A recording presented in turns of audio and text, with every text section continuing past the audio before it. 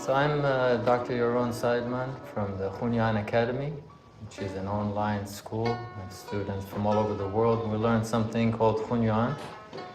And today I want to talk about what Hunyuan is and give some part which is theoretical and then do some part which is practical, like exercises or things, or talk about the tea that you're drinking now, some meditation, and something that we can go home and practice and not just listen to the theory. And I want to thank to the DNKL Buddhist Center for Universal Peace for inviting me. And so I think where we are now is a sacred place. That's what it feels to me. So normally when I talk about Hunyuan, and I do give seminars about it, I talk about it in different ways depending who is the audience. And normally I see doctors and practitioners, so I start a lot about medicine and then talk about other things. But Hunyuan has a big part which is about heart, and I think if we talk about the heart today a little bit more is appropriate for this setting. So in order to talk about the heart, I hope that we can maybe just do meditation for 1 minute, like very short. Just try to forget about all the hustle and bustle. Just empty our mind, calm the heart, take a deep breath, just relax whatever way we know how to meditate. Just relax for a moment, just for a short moment.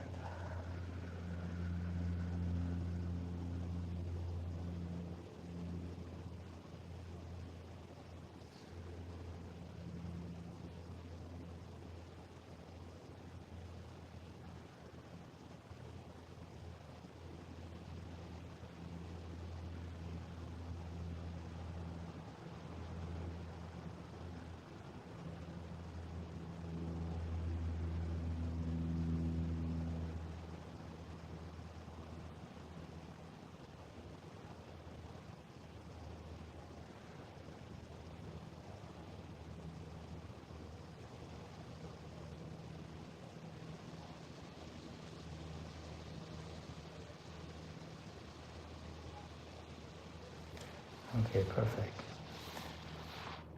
So Hunyuan is a way of living, and it basically has one mantra to it. It says, in order to have a fulfilled life, you need to be happy, you need to be healthy, and you need to have a strong life, meaning live a long life, which is also very vital. So this is the definition, and it's very simple, and I'm getting right to the bottom line, which is we need to be happy, healthy, and have a strong, long life. Anyone disagree? No. And I think everyone wants it, but oftentimes we get kind of a problem. All of a sudden I'm not happy. Why? Because things happen at work or in life. I want to be healthy, I'm trying to eat organic, but all of a sudden my stomach, my back, my head. And about the long life, we all want it. And that's the only thing I can say about it. We hope that it will be fulfilled.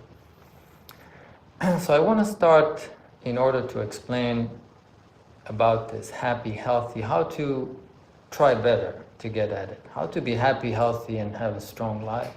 I want to start somewhere else first, talking about the heart, and this will lead me to why is Hunyuan thinking like this, and why is the method a little different than the conventional. This what I just said, everybody wants it. But everyone developed different methods. Like I think eating organic is good. I think if I'll go to the gym, it's going to help me, something. But I want to present our point of view and at first explain why is it a little different. I want to start talking about the heart the way we see it in Hunyuan. And this story starts when a man and a woman, a father and mother, start to have a desire to get together and create a new life. And all of a sudden they do what they do, and this life is being created. Right? The embryo, the new life is being created. In our language, in Hunyuan, we say what has just happened. The parents, because of their heart generosity or kindness, they participated in creation, and what was created is a purpose. Again, I'm just giving you the Hunyuan idea of it, and this is not necessarily something that I made up, but it has a tradition in China for quite a few hundreds of years. Something was created like a purpose, and we call it light or illuminating light. Like a light bulb, like the sun. There's illuminating light. which has many different meanings, meaning this person that is going to be formed is going to, give generosity and kindness to his people around him, to his children, to generations to come, and so forth. Like the purpose is there, the light is there. But then the baby is forming. So first the heart of the baby is forming, and then the body of the baby is forming around it. And in this phase, in our language, we call it the pre-heaven phase, meaning the infant inside the womb is in complete universal love, like the name of this center. Like it's complete in part of creation, because that infant inside of the womb doesn't have the outside world to connect to yet. So there's no food, apples, bananas, something, even air or day and night. There's just the mummy warmth. And this we call a pure heart. But now the baby comes out and separated from the mother, at least physically, when we cut the umbilical cord. And now the body of the baby and the heart of the baby has a job to do. They need to start to connect to nature. They need to breathe air. They need to start eat food. They need to constantly be connected to nature in a physical way in order to harvest energy, to take energy, and then we have more energy. I use the energy, but then we take more energy. And this is one aspect of the heart, and this is how I start. This one aspect of the heart is to have what we call inclination or desires. Like I need to breathe, I need to eat, I'm hungry, which is what will make our life, this light, to continue for 100 years. This I want, is extremely necessary for us to survive. Without it, I don't want to breathe, and if I don't want to breathe, just let's take a guess what's going to happen. So these desires are extremely useful and beneficial and supposed to be there, but it's just one aspect. Remember, I started the story by saying inside there is a light. And this is before, there is the desires to things. At first, the baby is completely in universal love, like we're here, So right now the baby is growing and he's wanting to breathe, to eat, to drink. And this makes perfect sense. But I think, and this is how we learn in Hunyuan, what is being created right now is what we call artificial reality or a conceived reality. And in this conceived reality, the person is in the center. My body becomes the most important thing because I need, and when I get it, it feels good. Let's say I'm hungry and I'm eating, it feels really good. Let's say I'm cold and I get a blanket to cover me, it feels really good. So this is what we call the heart start to recognize this reality, the arrows. The arrows means the direction of the action of the heart is towards myself. Like I project out, let's say I'm hungry and I see an apple on the tree. So I project out to the apple and then I want it, right? And I bring it in. Gradually the reality starts to be constructed that I'm an individual and I need is very important, and that makes me happy, or at least that's what my mind tells me, like I'm happy. Remember, we started by saying Hunyuan is about being happy and healthy and having a long life. So that, it sounds like it satisfied the first requirement. To have a fulfilled life means I need to be happy. I cannot be sad and depressed and frustrated. I need to be really happy. So now when I get stuff, it feels like I'm really happy. But then the only question is why sometimes I'm not. In other words, even if I, let's say, make a lot of money, and I have everything that I need, you would think that the person that have everything physically they need will just be happy all the time, but I think a quick look around maybe shows it's not the case. Even if I have a lot of money, you can see in the news some very wealthy people, but maybe not very happy all the time, at least not all the time. And I think this has to do with this perceived reality, but I want to cut here and I'll come back to this point later. When I look at Chinese medicine, where Hunyuan is coming from, over the last couple of thousand years, I think many people, not everyone, but many people who were practicing it were starting to do a method of reflecting inwards. In other words, this reality that I just described, they say they said it doesn't fit. You know, I mean, it seems that I'm happy, but yet oftentimes I'm not, even though I just have whatever I want. I'm rich, I have food, I have cars, whatever you want. So by starting to reflect inwards and finding other truth, the one thing that was prevalent throughout Chinese medicine history, that people say, you know what, it's not just about me, but rather me is always connected. Me is always connected to heaven, they would say. But we today say we're always connected to nature, to the universe, or to whatever is beyond. And when I start to reflect that way on myself, and I know that I'm going a little bit philosophical here, but I want to get to a very punchline soon. When I start to reflect inwards more and more, I realize that it's not everything about me. I start to realize that this purpose that I had there is the root of becoming happy. It's not just the me wanting apples that will make me happy, but rather this thing, this purpose that I got. That's why I started the conversation with that. At the beginning, I got this purpose, this light that needs to illuminate all the time. The problem is that the one aspect of the heart that want things to me start to make this light a little dimmer. In other words, the more I want, the less I can give you. You know, because I want it, it's in conflict. But if I don't want at all, then I have a problem to live. This is the conflict. Like, let's say I don't want anything. I don't want to breathe, I don't want to eat. I have a big problem. But on the other hand, if I constructed a reality where wanting is happiness, then I think that I want more, but actually, all of a sudden I realize, at least sometimes, that I'm not very happy. At least not that kind of happiness we're talking about. So for us, we say the heart has two different jobs. One is to want in order for me to survive, and the other is to be proper, like not to want too much, so the light can come out. And this will make me extremely happy. In regular English would mean, you know, when compassion comes out, when generosity comes out, it means that I feel that I have plenty. Imagine I have one apple, and you say, hey, I'm hungry, can you give me the apple? I feel in shortage, because I have one, and you want it.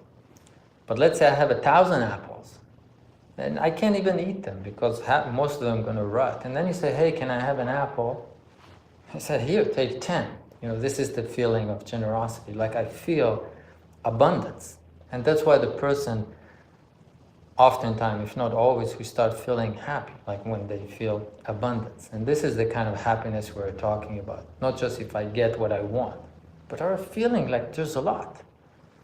And this is, of course, depends on how my heart perceives the reality. And so, in ancient time, when people start to reflect on it deeper and deeper, first we said it's just about the heart and being happy. But then we realize also about healthy and about having a long life, it's a different reality.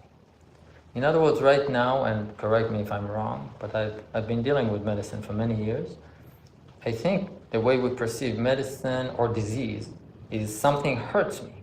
Like I'm not comfortable. Let's say my head hurts me, my back hurts me, my stomach hurts me. You know, it has to hurt me. That means I'm sick. So when we talk about medicine, it means the medicine needs to fix me. Are we disagreeing with this? This is the general, how we understand medicine and being healthy. If it doesn't hurt me, I'm healthy. If it hurts me, I'm not healthy, right? It's that concept. And it actually is not a new thing, has been for thousands of years like this, because the tendencies of the heart, after I'm born, is to start to direct the arrows towards me, and then if me doesn't feel well, this means I'm sick. And then the medicines start to construct like this too, like how can I treat you? Let's say give you some herbs or give you some acupuncture or drugs or surgery or something. How can I fix you? Right? This is normally what happened. But now, in ancient times, as we reflect inwards, and I'm following many people before me, we say, we want to think about the concept of what does it mean to be healthy, because I need to be happy, and we already got a little grasp about that. But I need to be healthy too, right? If I'm sick and my stomach really hurts me, it's a problem. I can't eat the food, and then I can't survive, and then my heart goodness can't come out either. Let's say if I don't have energy and I'm very sick. But what is the concept of health? I want to explain that in a few words.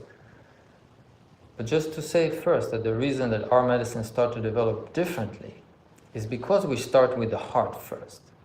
Realizing that there is a reality, but maybe it's not the reality of I need, I want, and if I don't have, I feel sad.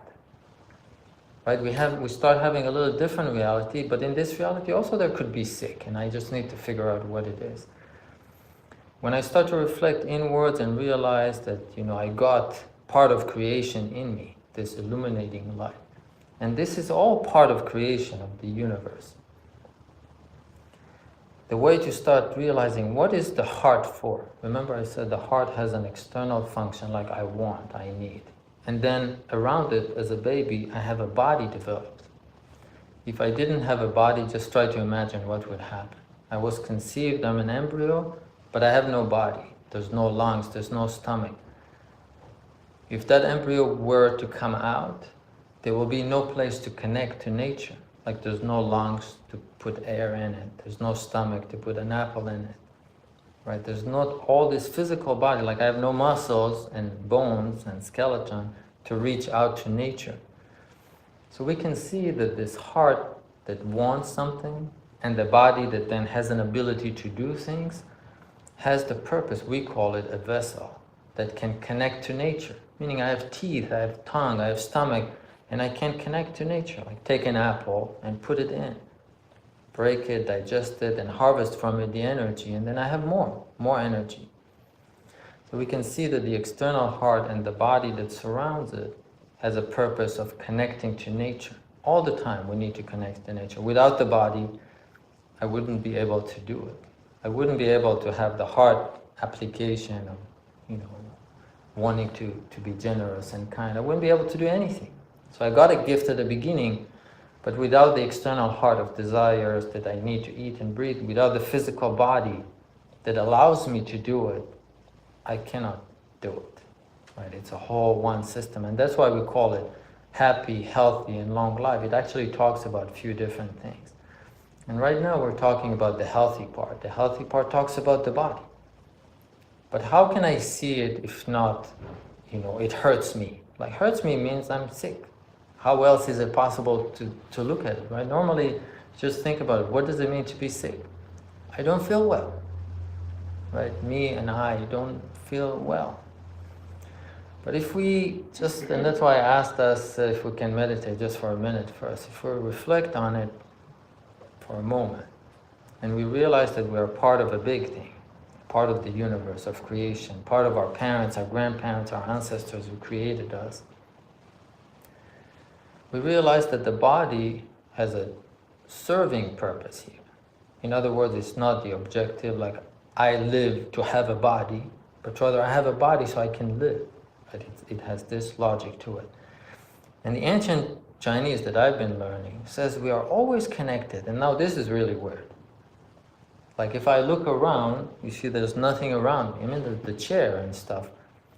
But the ancient Chinese, for thousands of years, they said, the person is always connected to heaven. And in many different ways. And I'm trying to figure out how to make it a contemporary concept. Because if I say I'm connected to heaven, if I ask you to explain to me, how are you connected to heaven? The sky is over there, I'm over here. It's not really connected. There's no wire connecting me to it. But if we think about it a little bit differently, we start seeing, and I ask us just to contemplate it for a moment. When we look about creation, there is a principle there. And since ancient time, Chinese sages were saying we're looking for the one principle, not for the myriad things. We're looking, what's the principle? And we look at the universe, at creation. What is the principle? And the principle that we find is that creation is constant, meaning it's infinite. 1,000,000 years ago, 5 million years ago, but of course in modern science we'll disagree. We say there's a Big Bang. So it started 5 billion years ago, whatever, and before that there was nothing. And nobody can disagree with that because me and you didn't live 5 billion years ago.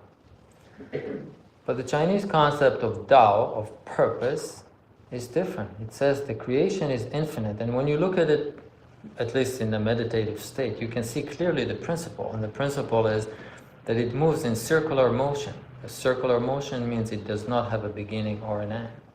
And the power within it is infinite. Like it keeps on going and going and going. That's why a circle, you look at it, it's like there's no beginning and an end. It's like different than a line. So in ancient time they call it the Taiji principle. Taiji principle means an infinite circular motion, no beginning and no end. And all of a sudden when we're alive, we're participating in it. And there are many ways that we're participating in it. And this is what we're looking for in Hunyuan, to try to understand what is the body. In other words, let's just talk in regular language. When the sun comes up, all of a sudden, without an alarm clock, my body starts to conform to that, unless I'm like underground in a bunker. But if the sun comes out, nobody even tells me anything, but my body starts feeling the heat, the light, or even if there's not so much heat or so much light, let's say we are in Norway, so we can't say the heat wakes it up, but maybe the light. But I'm sleeping, my eyes are closed, and the shades are closed, so I can't see the light so much, and still my body starts to conform to this movement. We start to realize that the body, this physical body, is not so much what I just mentioned before, like an independent unit. I'm not connected to anything. I'm completely within myself. You know, the heart, the lungs. This is what they normally teach us in medicine or medical school. You know, you have your own system, and your connection to other people or to the universe is half coincidental. Like if it's hot outside, you put air conditioning, so it's not hot. You know, that kind of a logic. Like we create our own. But throughout history, at least for people who reflect inwards, they say the body is actually a vessel that helps us connect to the universe or connect to heaven, like the ancient Chinese would say. And that would mean it connects to the circular motion. So just imagine, normally I have a whiteboard to draw these things, but now I don't, so it's a challenge. Let's just try to imagine there's a circle. The circles means all the cyclical actions in the universe. That includes the seasons, that includes day and night, and many other things that we know or don't know. And now my body is trying to conform to that. So we start to look at the body instead of saying, like in modern medicine, let's say you have teeth, tongue, stomach, you have acid to break the food. You know, it all has like a physical view. What is your body? It's just like a material, like a physical view, which it is. I'm not disagreeing. But I think when we look at the body, it has much more meaning to it than just judging by the history, where we always thought, at least in science, that we know everything. And then every 10 years we realize we didn't know anything 10 years ago. So right now we also think we know everything, but maybe 50 years from now, reflecting backwards, we will not think that, you know, this knowledge is everything. But I think the ancient wisdom is quite beautiful. Meaning my body is part of it. It means the cyclical actions in nature. And now when I look at the body, instead of looking at it as a piece of body, I start describing it as a cyclical action. Meaning, think about it. Every day we wake up, and then I go to sleep again. I wake up, I go to sleep again. All my life is like this.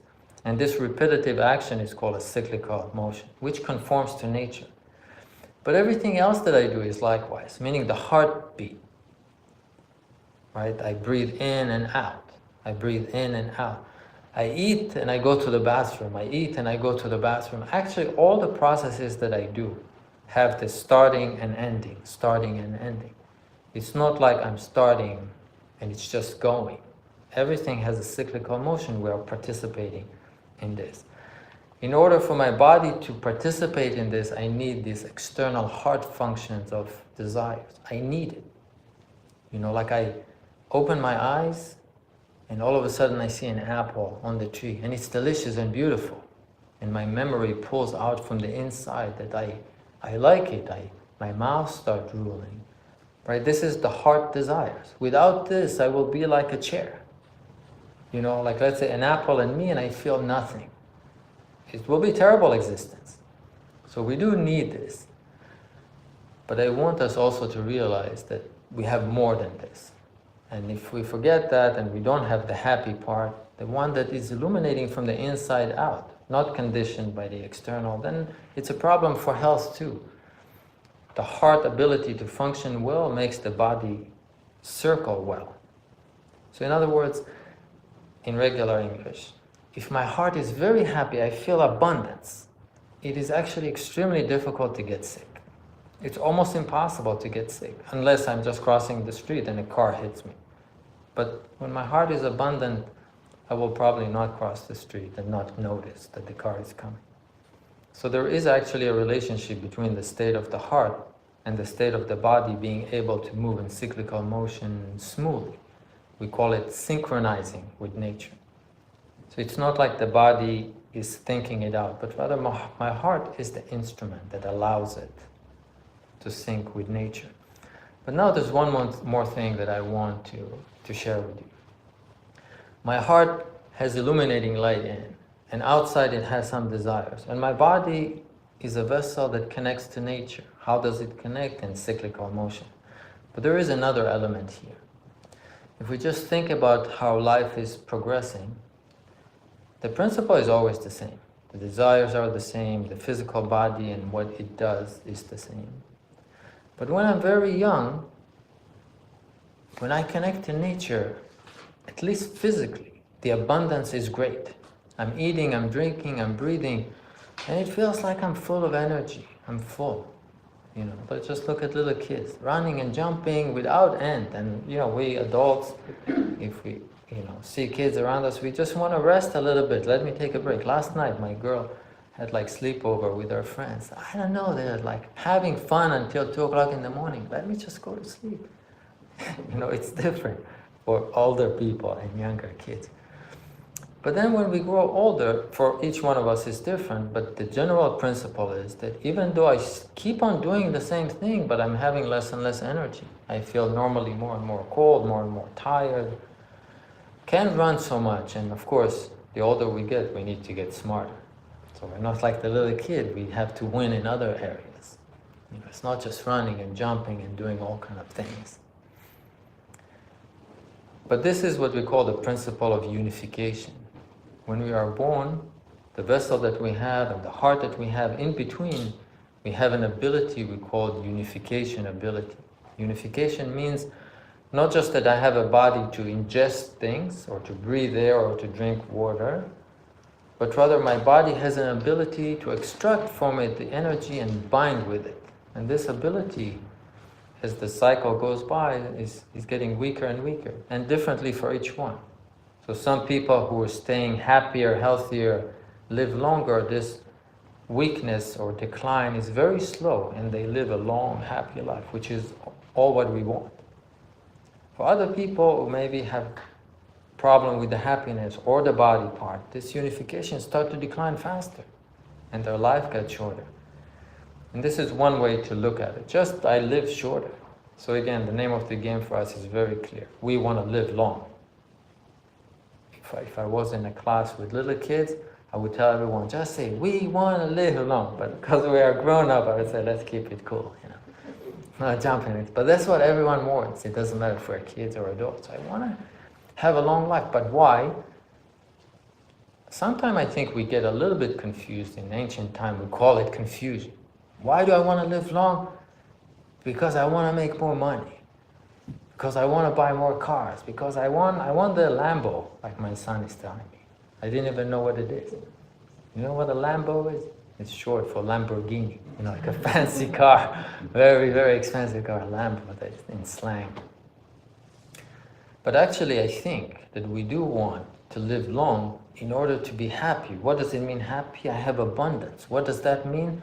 This purpose that I was giving at birth, and we talked about it at the beginning, is keep on coming out. I call it, I get a gift at conception, and I want to use up this gift. This is why I want to live long. Not in order for the accumulation, but in order for the abundance. This is called happy, happy and healthy and long life. Going back to that unification principle, connecting my heart, being able to have energy again and again, desires again and again, or emanate or illuminate that light, has to do with this unification ability. And if you imagine it, look, we have like a sun or a light bulb right in the center. And around it we have this external heart. It has actually two jobs. Before I said it has one job of having desires. The other job that it has, which is a more important job, is to make that light come out. This is the instrument, the vehicle to make the light come out. In regular English, what does it mean? When I'm married, when I have a child, when I have a parent, which we all have at one point in our life, this light is coming out. Like, I want to help, I want to be generous, I want to be kind. The opposite of I want to hurt, I want to be hateful, I want to be hurtful, right? This is the opposite of it. The hard jobs, when it works properly, is to have little desire so I can survive, and then make the light come out. If we start to construct a different reality and I feel I need more, meaning I have shortage, I don't have enough apples, always. This light has great difficulty in coming out, maybe a little bit sporadically, but then this is the other concept, the other part of the concept of living a long life. One is I just want to live 120 years. The other, living a strong, fulfilled life, means that this light, we call it the inner application, is constantly coming out. Like, I feel full and happy, not because I got what I want, it's because I have so much to give. And giving so much in relationships, like to my parents, to my children, is effortless. It comes out like nothing. It's all a question of how much the external heart is obstructing it or not. But in order for the heart to do these two functions, first wanting some stuff for myself, and the other is also to make the light come out. In order for the heart to be able to do it, it needs energy from nature. It needs to be connected all the time. That's why if we have no air, after 2 minutes, my heart cannot do anything anymore. Like, I was supposed to do it for 100 years, but after 2 minutes, it's over. If I cannot breathe, or if I don't have food, or if I don't have water, it's very short. So my heart constantly needs to have desires. Give me water, give me food, give me shelter. I don't want to be cold and get sick, right? But then immediately it turns around and I have plenty. So in my life, starting to have plenty becomes the norm, and the wanting is also there, but it's just as much as we need. We call it the heart becomes proper. It just takes what it needs. Not 10 times that, not 50, not 1,000,000 times that. And it has nothing to do with if we have money or not. Like, being in poverty does not translate into a good, kind heart. You can be poor and feel really miserable and just want to steal from everyone. It's not being poor is the goal. Sometimes you can actually, by destiny, have a lot of money and you feel very generous, so you do things with the money that you have. Sometimes you don't have money, you still feel very generous. You just need, you walk on the street and you see a piece of stick there, and you're like worried that someone else will go and trip on it. So you just take it, put it in the side. It costs nothing. It's like to do this heart light doesn't translate always in money. If I have it, I can do it. I don't have it, I can't. But this is what makes the person abundant and happy all the time. But in order for the heart to do that, I go back to the unification. I need to have in that instrument the batteries work really well. And this is our unification ability. Like, how can I recharge the batteries? And if I can recharge them poorly, that translates into less energy for the heart. In other words, if you just think about it, let's say yesterday I was really tired. My kids got me crazy and I was working a lot and the night before I didn't sleep. I get to the end of the day, my body is out of energy, or not so much energy. It's very difficult for my heart to be now very patient, very kind. My kid says something and I may snap at them. I'm intolerant, I'm angry. I can't, I just want to rest. But vice versa, when the unification is very strong, it's very easy for the heart to feel plentiful. Like, I feel so good. And when you feel so good, it's easy to say, yeah, sure, take. Because I have so much. But this is the relationship between the being happy and then the being healthy and long life. The long life has to do with my unification. My battery is working really well. So right now I just constructed for you our view when we say happy, healthy, and long life. What does it mean? We all want it. We just have our own concept. Where does it start and how to try to support it? So today in this talk, different than what we do in the Hunyuan Academy. In the Hunyuan Academy, We have 3 tracks with many different courses: how to learn medicine, how to learn about the heart, how to learn about the body. There's many different courses for the purpose of becoming a doctor or a practitioner. But today I want us to learn some things that everybody can do, because we're not doctor right here. We're all heart practitioners. How to do these 3 things, you know. And so, but I just needed us to first have a concept of what are we looking for. We have the light, we have the heart around it, we have the body around it. How is the body? Is a cyclical action. Just imagine a big circle on the outside. How is the heart inside? Is also a circle. Just imagine a circle inside. We can't see it. The emotion, the desires, they also move in cyclical motion. Like I want, but then less. I want, and then less, right? It works like this. The heart. It's not like I want, and that's it, it's want. Right? It cannot go out all the time. It has to go and come back. You know, like this beating, like the heartbeat, like the sleeping and waking up, sleeping and waking up. It's all this cyclical motion. But at the end, we have this center. This center, for me, and maybe I'm a little naive, you know, but this center for me, this light inside, is precious. There's no amount of gold or money that you can buy that. You know, like this external craving, I want things, I need things, originally it's just to sustain me. But now it seems like I have more power. You know, just look, people in politics and things. I have power, I have money, I can rule the world. But all of a sudden they get a heart attack and it's over. It's game over. And they were never happy. You can have someone that seemingly have no power, is not the president, is nothing. But he's always happy with his family. He's always like, you know, he lived one life and he put this gift out to numerous people. And his children, his neighbors, his brothers, sisters, they all give it out to other people. You know, like ripples in the ocean. It's like it goes far. So not always what we think is beautiful. Like I have a friend, I know someone who's a very famous musician. Doesn't matter the details, but like 30, 40 years ago, he played in the Super Bowl, like in 1979, and he was playing the anthem, you know, with like Spanish kind of rhythm.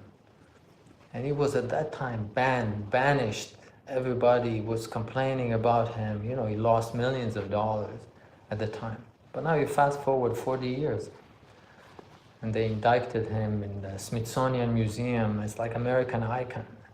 You know, things like that. Like, you don't know. At first it looks like it's not so good, but then it turns out to be full of heart and, you know, influence many generations. You know, it's not always the way it seems. So we're looking for this real thing, you know. We're looking for something that, first of all, right now, will make me happier, stronger, and more healthy. So this is a little bit our selfish desire.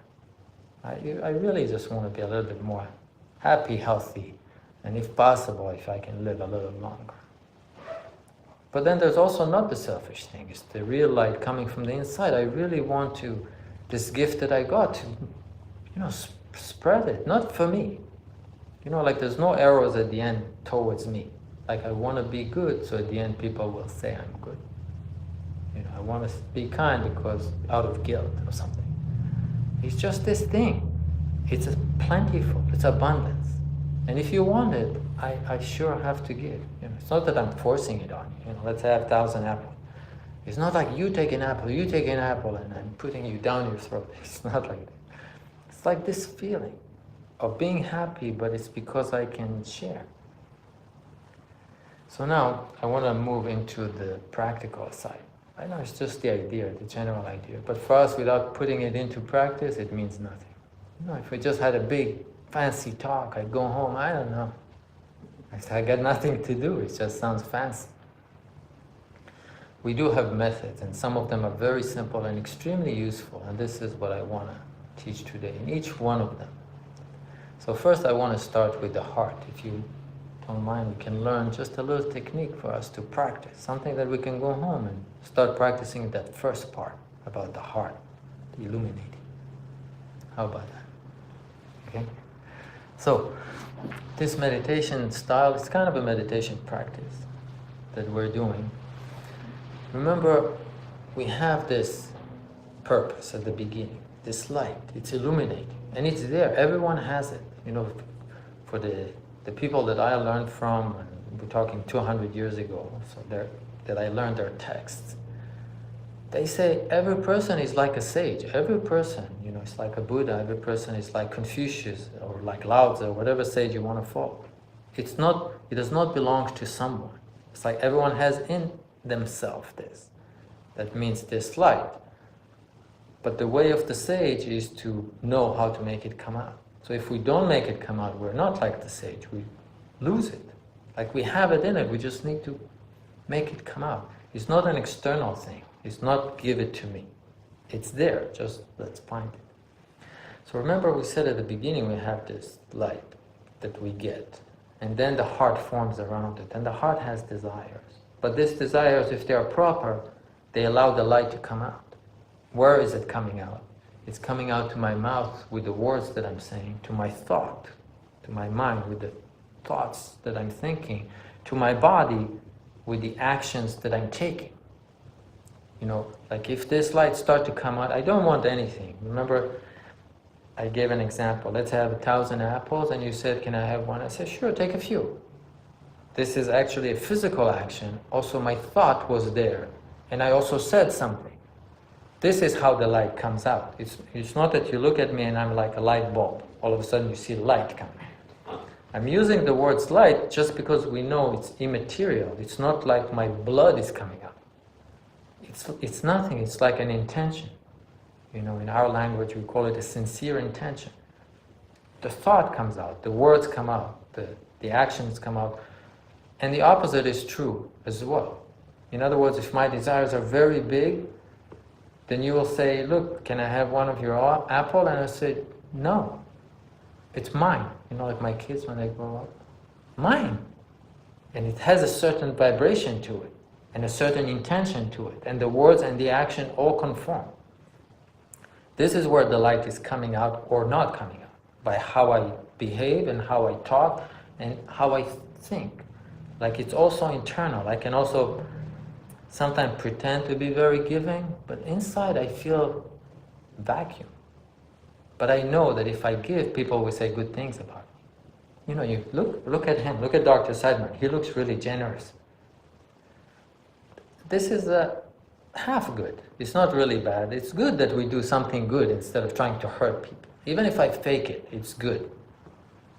But it's better to be sincere about it. Meaning to feel, when we're sincere about it, it comes out effortless.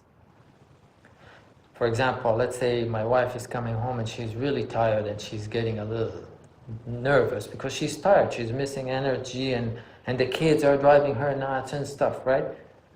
And she's irritated. She's not like this, but I'm just making an example. All the time I pick up on my wife, so otherwise I have to pick on some of you, so I pick on my own. But she's irritated, and then all of a sudden I feel I need to do the dishes. I need to take the garbage out. I need to dissolve it but how? Not by telling her, stop being nervous. I'm feeling threatened and I'm starting to punch her, like verbally or something. To the contrary, I'm starting to remove all the obstacles. Remember what I just said before, if there's a piece of stick on the road, all of a sudden, it's not my problem, I can go around it, I saw it. But someone else will, tumble. But I care, so I removed it for him or her, not for me. For me, I just walked around. But the same thing here. All of a sudden, I feel plenty. And I feel like I want to help, but the point is that it comes out completely spontaneous and effortless. It's not an agenda. It's not like when my wife gets angry, start running around the house and do the dishes. It's just spontaneous and effortless. And you can never get tired from it, because the more you do, the happier you get. Contrary to the normal situation. Like, I did the dishes, now it's your turn. That's an opposite thing. Like, I want to do something good, but I'm tired too, The kids drive me nuts too. It's a different feel. And that feel, first makes the relationship a little bit awkward, but it makes me tired. And it will make me sick. It's completely related. From maybe 1,000 years ago or more. In China, they have this saying, all the diseases belong to the heart. And you think about it, what? Everybody was a cardiologist. What are all the diseases to the heart? What's with the diabetes and the other thing? But to the heart means this is the center of it. When the energy there is abundant, the body is just a vessel.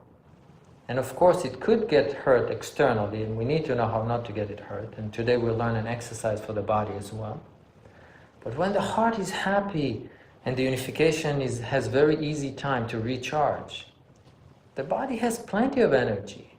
You know, the reason that when we are young, we are sick less. I mean, we get some infectious diseases maybe, but generally compared to, if you take a 10-year-old kid, you compare them to a 90-year-old person, clearly the 10-year-old kids are much less sick. Because as the older we get, the heart gets in chaos, the unification has much decline, and the body doesn't have energy. So the systems start to work less. The lungs, the stomach, the sugar, whatever you want. But the name of the game is not for us not to decline, is to decline less and be happier. And we could actually, this is what I believe, we could become 100 and never get sick to our last day. At the end, the story has to have an end. But we don't have to get sick. We got used to it, that, you know, when we get older, we have like this little boxes with more and more pills. First 2 pills, then 3, then 7, then, I don't know, 1 million pills. We got used to it, that's normal. But I'm not sure in our reality it's normal, you know. It is normal for that kind of medicine, for that kind of sick, that gives these kind of drugs, that makes a lot of money, is that kind of a reality. For us, it's like the person in the heart, there are sages. Their body, if they allow it, will be healthy forever, easily.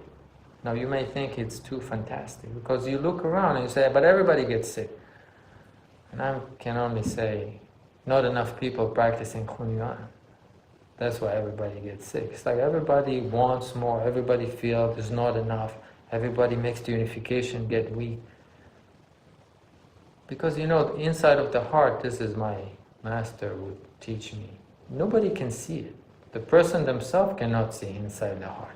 You know, because we constructed a reality, and I think that I'm happy now. And even if I'm sad, I think it's okay, I got used to it. You know, this is happy. Like every time I buy something, did you ever hear about the shopping therapy? You get sad, you buy something, I'm really happy. I mean, it is temporary, you know, transiting. It's not that you're not happy, because you did get something. You filled the void and you're getting something and it feels good. But, I mean, either you run out of money first, or you have a lot of money that this shopping therapy doesn't work anymore. You know, let's say millions and millions of dollars. I don't think that these people, even if they buy every day 5,000 items, they now feel completely bliss. Because at the beginning, if you're really deprived, you can buy some things, it makes you feel happy. But if you have a lot, and this is not the happiness, it's not coming there. Guaranteed. I mean, you just need to watch for a few minutes the Desperate Housewives show. Not that I do, it's not that I get a glimpse. Maybe a lot of money, but sorry, I hope I didn't offend anybody, you know, with that show and get sued for that. But I think, so this is what I want to teach first. The most important thing, it starts with happy, healthy, long life. Everything starts here. If the heart starts to become very peaceful and in harmony, and the lights start to come out. So how do we do that? This is at least my method that I want to share here. We take a deep breath. The first step, you can just put your hands on your thighs. Doesn't have to, just sitting on a chair is good, so you don't have to sit in lotus or anything. Just comfortable, sit comfortable, lean. Feels really, really good. The first step of this is just to try to, for a moment, to think less. We call it empty the mind. And to try to want less, we call this calm the heart. And this is our first beginning. We always start all our different kinds of meditations that we have in the Hunyuan Academy. We always start with empty calm. Like empty the mind, calm the heart. Just for a few seconds. This is the first part of it. Slow down the breathing. Like make it calm. Make it calm. Think less and less. And want less and less. at least at this moment here now.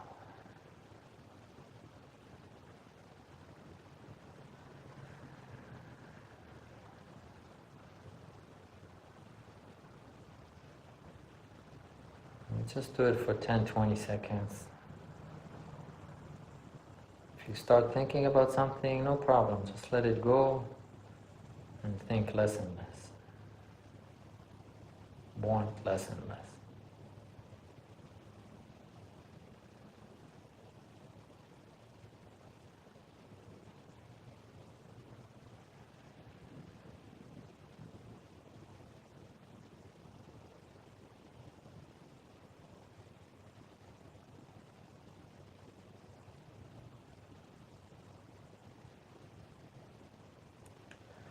But now, after we got to a little bit calmer state,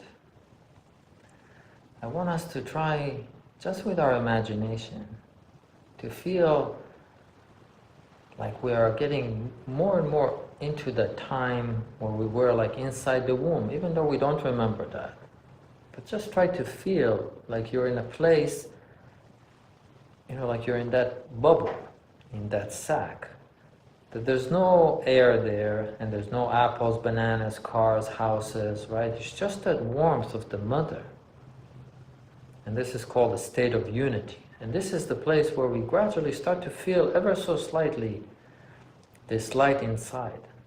Just try to imagine you're looking at an infant, a one-day-old infant that just came out, and there's just no way not to love them because they're so pure. The light is still emanating effortlessly.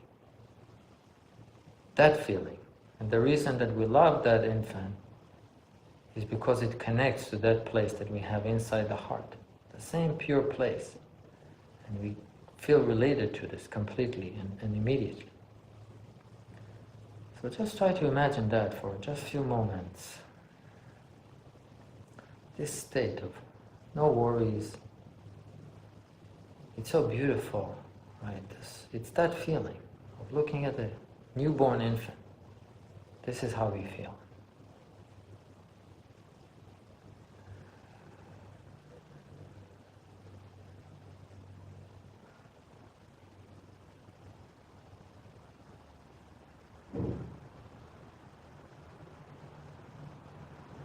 It's very calm. It's very cozy. Very special, because we feel our mom, our dad.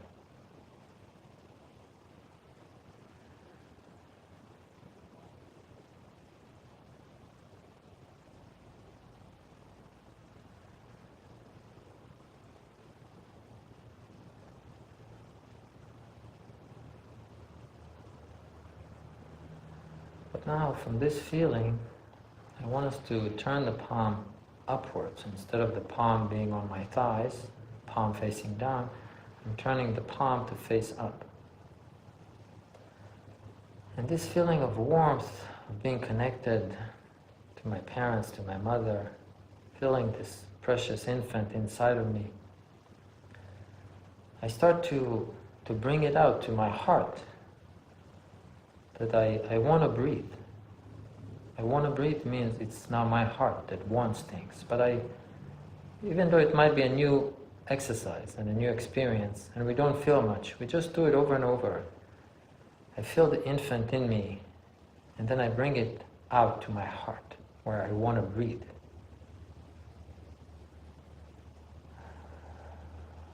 And this feeling of the infant that now came to my heart, I transmit it into my hands. I just imagine this heart now that I feel, not just imagining this pureness of the baby, but this heart that I feel, that I want to breathe. I bring it into the center of my palms that are lying on my thighs, the palms facing up. And I want to have that feeling in my hands.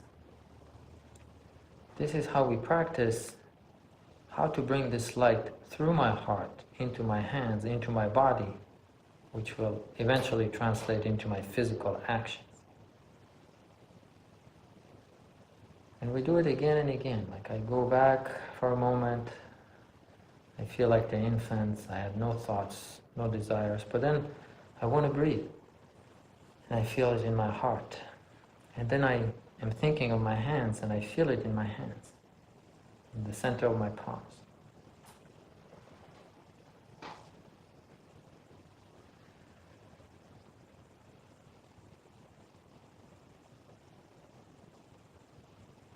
Let's just do it back and forth a few times. Even if we don't feel anything, it doesn't matter.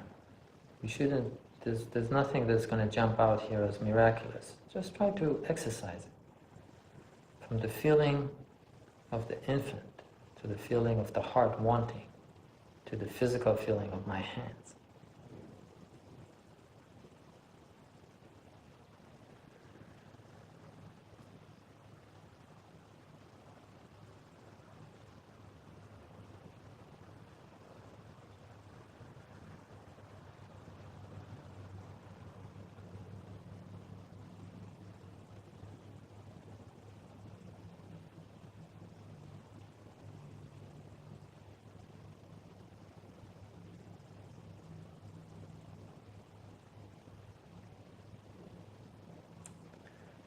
The next step of this practice is, I do the same thing. I go into this embryonic state, into the infant state. Just feel the bliss, the warmth, the abundance. We are part of creation, part of nature, part of heaven. And then I feel it in my heart, and I want to breathe. It feels so good to breathe.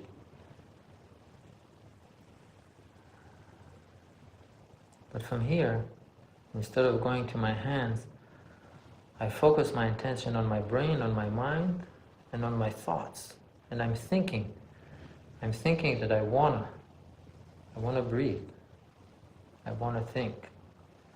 I want to do something.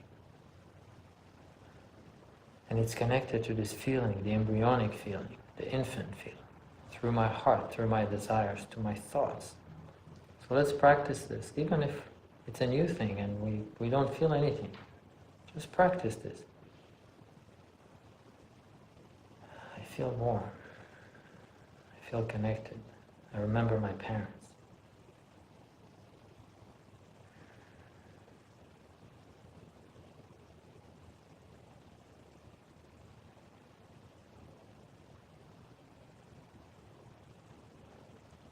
I want to breathe. I feel it in my heart.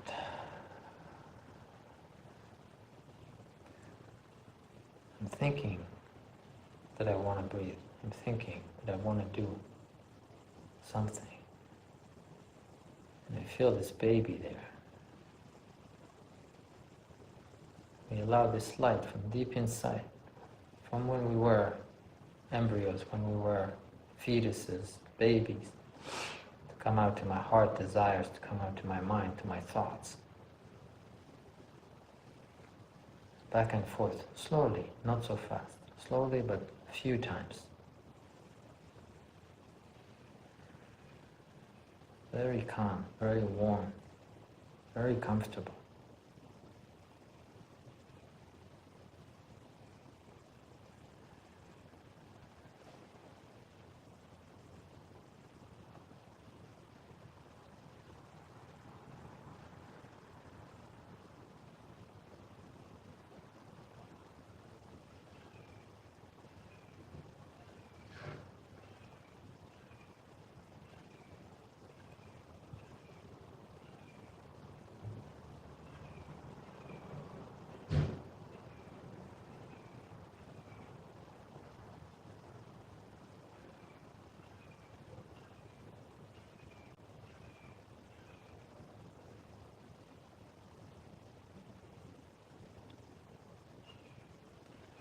And then from here we do the same thing.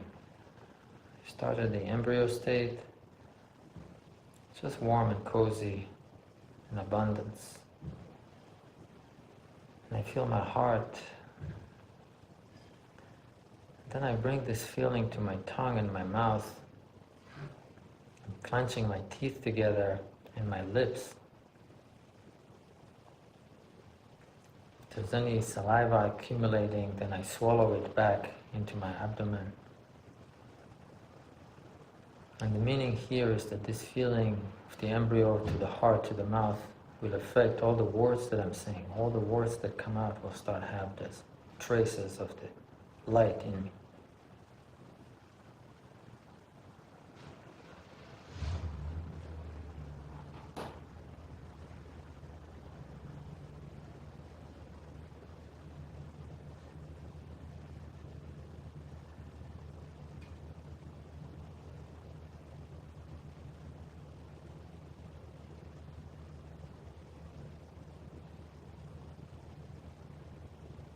We do this a few times, from the embryo feeling, to my heart wanting to breathe, to my mouth wanting to say something,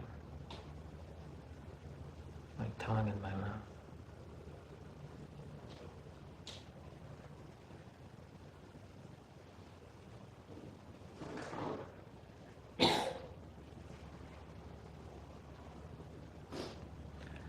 The next step, I do it from the embryo feeling to my heart, and then to my ears. I want to have this feeling of worth and abundance to everything that I'm hearing, every sound, every word. I want to feel the heart of the other person.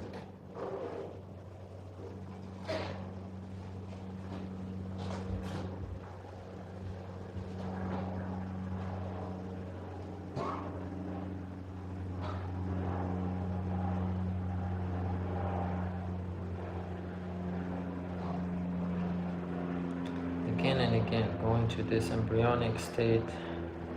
Just remember the warmth inside the womb, the pureness.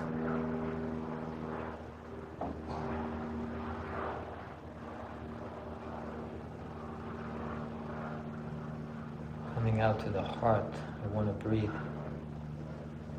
To my ears, I'm listening with this feeling.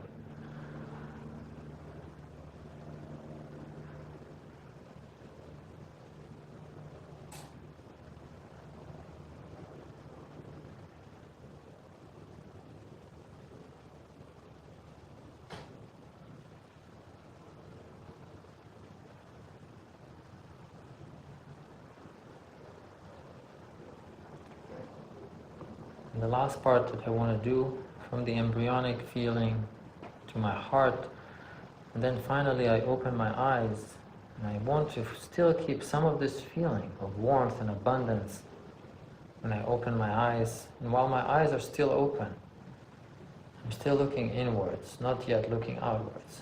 Just remembering this feeling, the past, many, many years ago.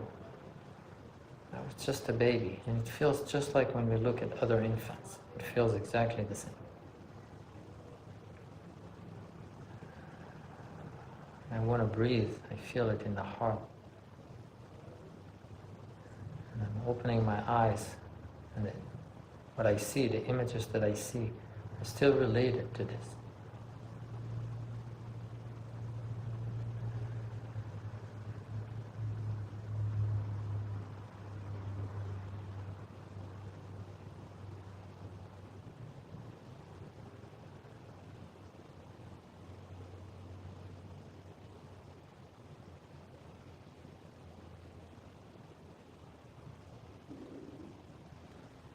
And keeping this feeling, you can also look at each other. And if we had 1,000 apples here, I would give you some. It just feels like, sure. I mean, I need some things, but whatever I have, you can have. Weird, it's weird, whatever I have. If I have a lot, I can give you some. Not everything I have, I need some. I need some for my family, I need some for myself. But I have a lot. Whatever extra I have, I'm happy to give. So this is our practice of the heart, one of the practices that is very easy to do. So all this fancy talk that we talked about the light and this, if we just think about it, it may sound good, but it has no meaning. Like if we don't practice it in Hunyuan, it has no meaning. It's another philosophy. There are a million philosophies. Freud, I don't know who, other philosopher. But if we practice it, gradually we start to get the feel. At the beginning, I know that there's no feeling. It's like, I don't know, because you practice for 30 years, 50 years, 60 years, the same thing of the same reality. So this, what I talk right now, is a new thing. But everything new, if we start practicing it and getting used to it, you'll see the feelings start to develop differently. Like then, and this thing I practice every morning, every night, before I go to sleep, every morning when I wake up, I practice it. Gradually, and very slowly, ever so slowly, you open your eyes, you start seeing things a little different. Every time, a little different. At the beginning, it looks like the same. But after a while, it's quite different. Quite different in the way that I just explained before.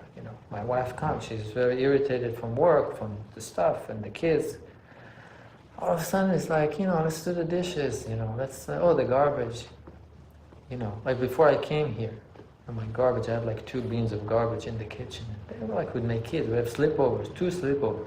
My son, my daughter, a few kids in the house. And the garbage is like overflowing. Like one of them will go on the floor. And I wanted to come here, but all of a sudden I realized, let me just take the garbage out. Not because I think a man needs to take the garbage. A woman should take the garbage out too. It's not like a man thing. It's everyone thinks. Like to want to be helped. It's not like, I have to go and give a talk at the Buddhist center. So the hell with everybody. It's not that fear. It's like, what should I do? That's the tea. For my wife, take the tea, I made the coffee for her in the morning. That's the thing, the garbage, put the dishes are clean. I'm ready to go. That kind of thing. But it's just because you look at things differently. It's not like, artificial education, how to be good. It's just like, spontaneously, it's easier, it's abundance. It's just easy to do. And the bigger effect is, remember at the beginning I said when we do it, the selfish part of it is I want to be healthy. I want to be happier. I want to live a long life. But the side effects of it is that everyone around you gets infected with this. Feeling happy, feeling healthy, and having more life. It's infectious, but in a good way. Like because you are doing so much good, everybody start to have an easier life. All of a sudden, they want to do it too. Spontaneously. It's not like, sometimes I tell something to my wife and she said, I didn't subscribe to your class. So you can't really say it. You have to do it and it infect people. It's not like you say it and people learn from you. You just do it and it's infectious, this thing. The second thing that I want to teach today that we can practice is about the body. First we need the heart to have a training method to have the light come out and impact the body and the unification in a positive way. Second thing we want to do today is to learn an exercise, a physical exercise for the body that will help it circulate. Like move without obstruction. We say the body is a vessel that synchronizes with nature, and wherever the speed of the body start to slow down or speed up, this is where disease starts showing up. In other words, if something in the body starts to work a little bit too fast, I feel unwell. Or if it starts working too slow, I feel unwell too, just in a different way, with different symptoms. When any system in the body works just right, I feel great. Does that make sense? If everything in the body works perfect, I feel great. That's the definition, and we call it center. Center means the body, in whatever processes it needs to do, it works just right. And there are many, many different processes. The hormones, the blood, the nervous system, the muscular system, the digestion, right? A million things. But the principle, there's only one. Meaning, if everything works just right, it's great. So now, instead of going into the myriad things, says, okay, what do you do for diabetes? What do you do for the heart? What do you do for the breathing? Right? This is called going to the myriad things. And this is endless. This is good for selling procedures and drugs because you have endless possibilities. So million drugs and million surgeries. But if you have one principle, then it's better for the people, not so good for business. There's not so much to sell, it's just make everything work right. Does that make sense? So for us, when we look at the body having a circular motion, there's actually 4 things that happens in the circle. And this is a big story, I give you the short version of it. The bottom of the circle, like if you imagine my body, not just this body, but the body activity is a circular activity. Remember, like I said, going to sleep, waking up, going to sleep, waking up. It's a circular activity. Everything is like this. The heart beating, the breathing, even the eating. It looks what's circular with eating. It comes and goes, comes and goes. It's a circular activity. It's not like comes and stays. If it stays, it's a problem. Try imagine, you eat a chicken and it's here. Or you eat an apple, if you're vegetarian. And it's here. It's a problem. Right? It has to come and go in different ways. Like you break it, you take some from it, it goes in the bathroom. There's all kind of things happening. But the little details don't matter right now. Just that we understand there's a cyclical motion. And this cyclical motion has 4 parts to it. And this is since ancient time. Since ancient time, they said, in that time they would say, the chi of the person has an up and down, in and out. These are the actions that we have in the body. And actually, when you look at the circle, if you imagine my body activity is a circular activity, the center of the circle is inside the center of the body, where all the internal organs are. It's not where my feet are. Just imagine there's a circle. The bottom of the circle, this is the place where unification takes place, is where all the inner organs are. Like this is where you take food, and this is where the energy binds with me, not in the foot. You know, like when I eat an apple, and I take an energy from it and I bind with it, it doesn't happen in the foot. It happens in the cavity, in the abdominal cavity, between the heart, the lungs, the stomach, the intestine, the liver, right? All the inner organs. This is at the bottom of the circle. This is where the unification takes place. But now from the bottom, if you look at the circle, it has one action, one unfolding action. It's not going in both ways. You know, like if you look at the day and night progression, right? It's morning, afternoon, night, morning, afternoon, night. It's not morning, afternoon, morning, night. It doesn't go in all kinds of direction. It has a one progression. Let's say you look at the seasonal cycle.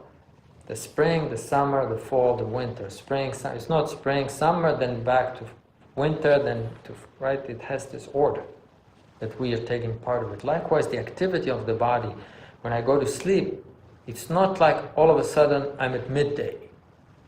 Right? I go to sleep, then gradually I wake up, just like the spring, just like the morning. You know, I gradually wake up until I'm fully awake.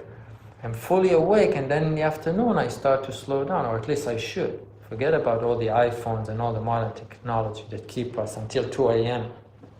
freaking out. But let's say we're living a regular, harmonious life with nature. Getting to the afternoon, the evening, we start to slow down until we go to sleep again, right? And it repeats itself in that pattern, right? We don't jump from sleep to the afternoons, just skipping the entire day in as how we feel. The action of the circle from the bottom going to the left is what we call an out action, right? It's going outwards. And then from the left side to the top, we call this an upward action. From the top of the circle to the left side of the circle, we call this a downward action. And from the left side of the circle back to the bottom, we call this an inward action. This translates in the body to this situation, where from the center of the body, if I open my hands, this is an outward action. It starts from the center of the body and it starts traveling out to the hands. Then from the hands up to the head, this is the top left part of the circle, which we call an upward action. It's still out, but it's even going upward towards the heaven.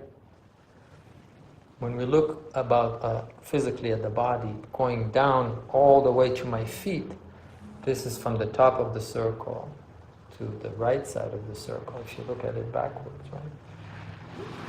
From the top of the circle to the right side of the circle. This is all the action going from my head down to my feet.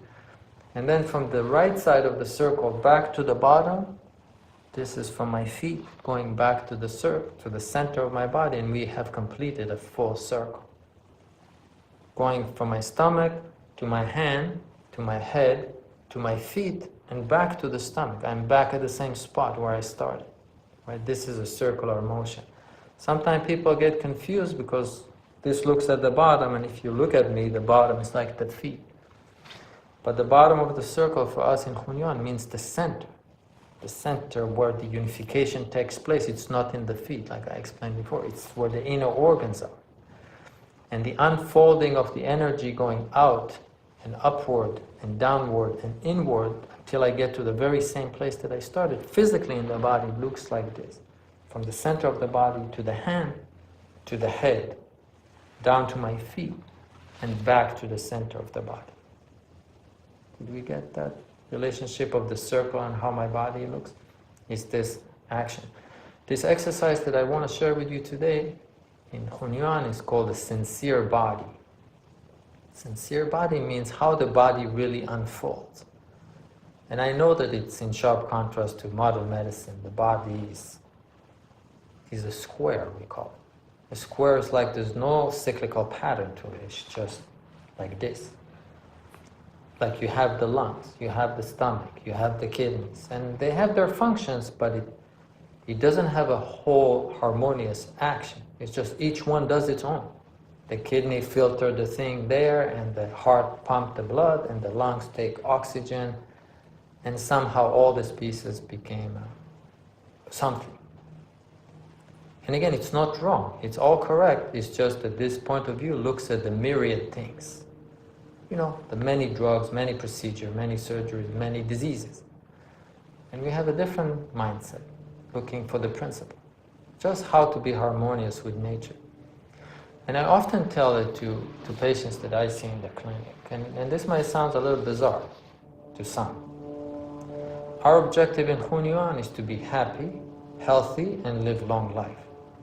Happy means that I'm very content and I have my application, meaning I'm bringing out light and I'm helping everybody. This is happy. I feel abundance. Healthy means nothing hurts me. I don't feel hot, I don't feel cold, I don't feel nauseous, I don't have diarrhea, like no symptoms of whatever. Long life means that I live many years, hopefully, I don't know, but I hope so. But it also means every morning I live more. Meaning that when the light comes out, when the inner application comes out, I just feel so alive. When I feel angry and irritated and impatient and intolerant, the person is, depending on our definition of life, is also alive, like he's breathing. But his purpose is half. The purpose means not that I decide, that his parents created him or her. That's their purpose. The purpose of the person is not to be sad, is not to be angry, is not to punch other people, is not to hurt other people. This is not why this is what I believe, it's not why we were brought into this existence. We got this gift from our parents, from creation, and our purpose is to feel this abundance and share it, and be happy with it, and be disease-free with it, and have a long life with it. But every moment also feel alive. So again, this might be politically incorrect if I say half alive. I don't know. But it means what I mean in a good way. We need to be happy and feel great every single moment. Let's say we have 100 years to live. I shouldn't be happy just 50 years out of the 100. I should be happy 100 years out of the 100. That's what we're supposed to feel. Every moment. But many people will say it's impossible. The bank is after me, want to take my house, and this and that, and my wife is shouting at me.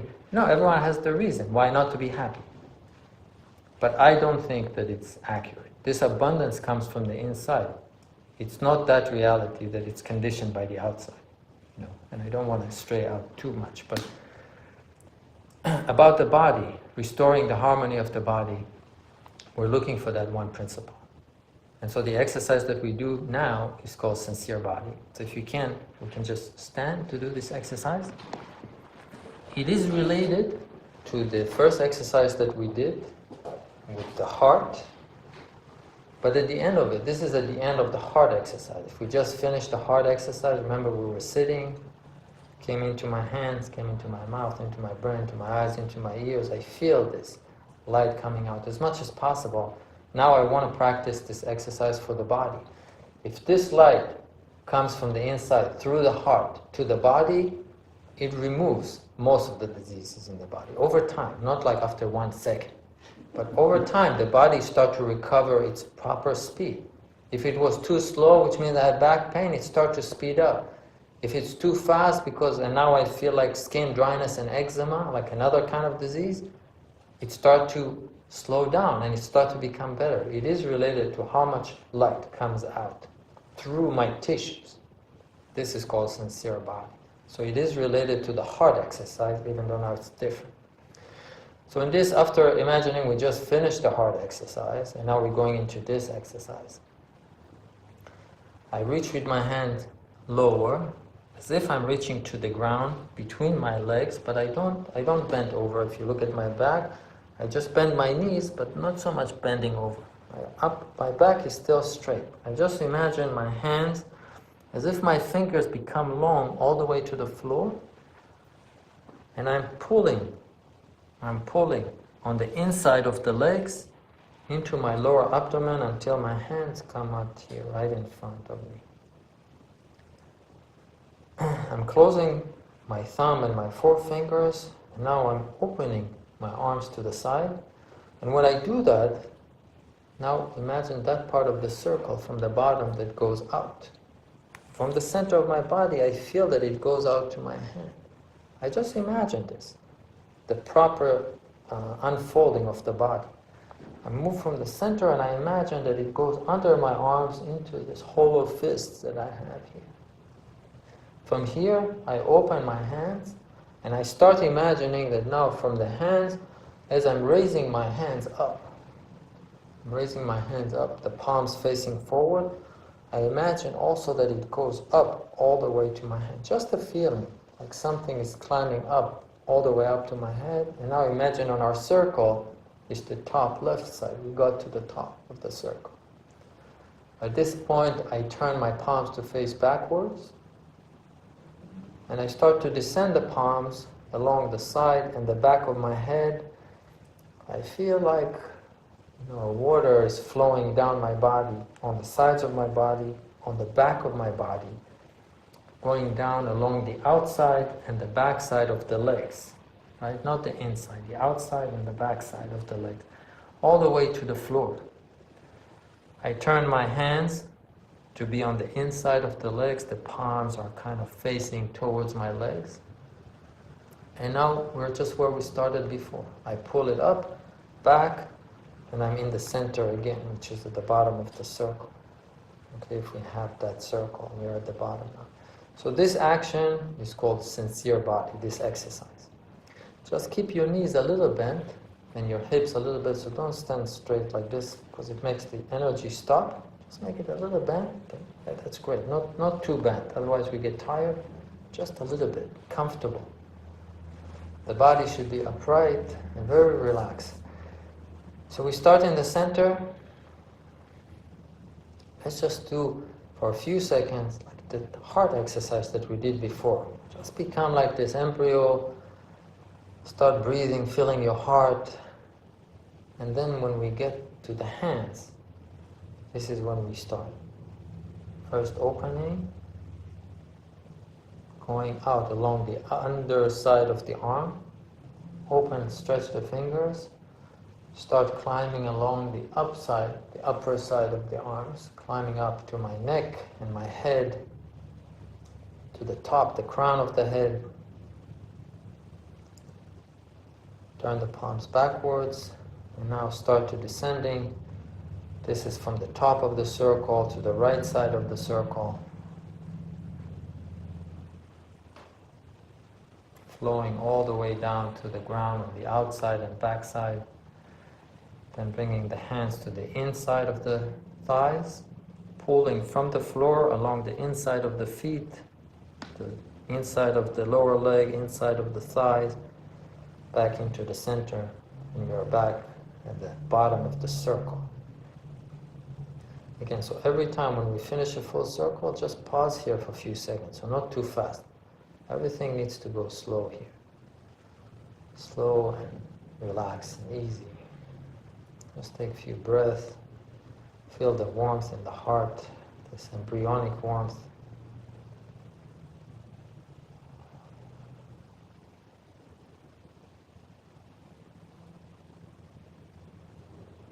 open.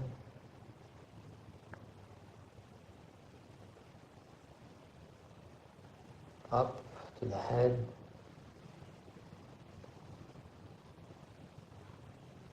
Turn the palms down in the back and sides.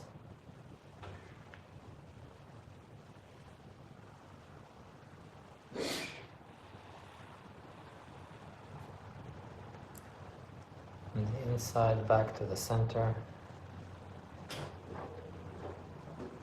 Hello. Let's try to do it. Let's say we're tired, exhausted at the end of the day. Let's do the same thing, sitting down. You don't have to stand for this exercise. But we got the idea of the circle when we stand down. Let's do it when we sit down. Just bring the light out through the heart to the hands. Then we start opening. We're going out to the sides.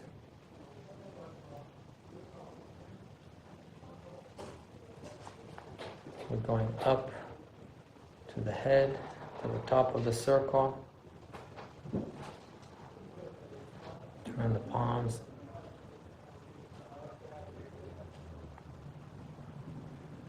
Going down on the outside and back all the way to the floor. Then bring the hands from the inside, pulling up along the inside of the legs. Back to the center, we're back at the bottom of the circle. Just stay there for a few seconds. Empty the mind, calm the heart, feel the warmth of the little baby.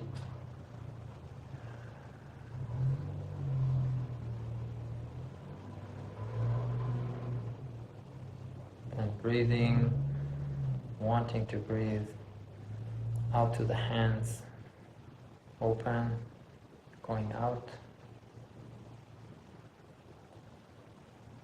going up,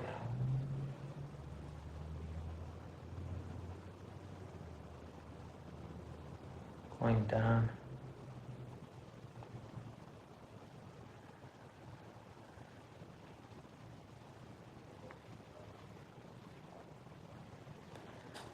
going in, inwards, back to the center.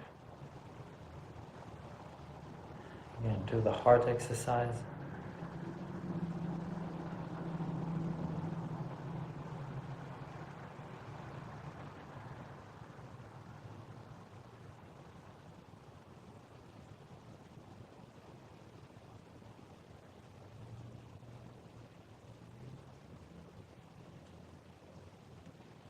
And to the hand going out.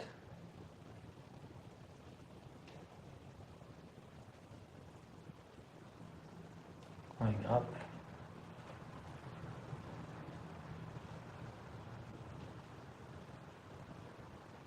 going down,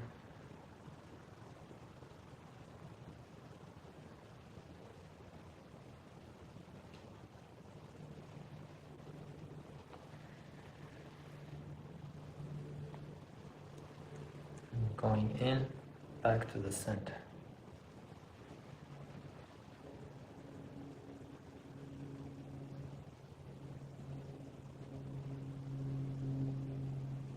In the heart, into the hands, going out,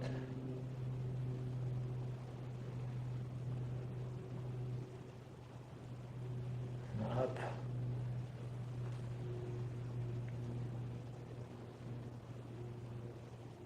going down,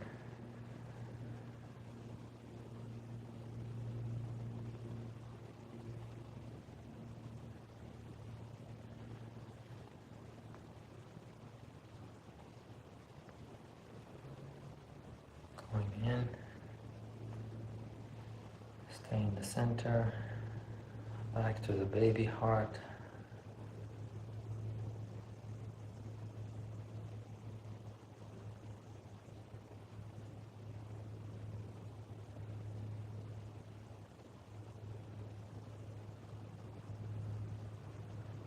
To my heart, to the hands, going out. Let's just do it one more time.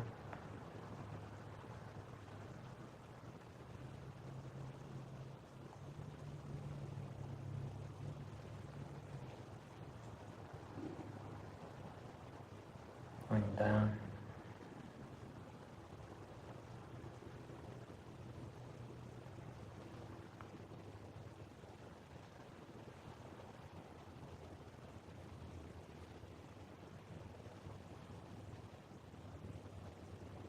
Going in, back to the center. Again, when we finish the exercise, just put both your palms covering your umbilical cord with the lower abdomen. Just empty the mind, calm the heart. Just stay like this for a few seconds. This is called sincere body.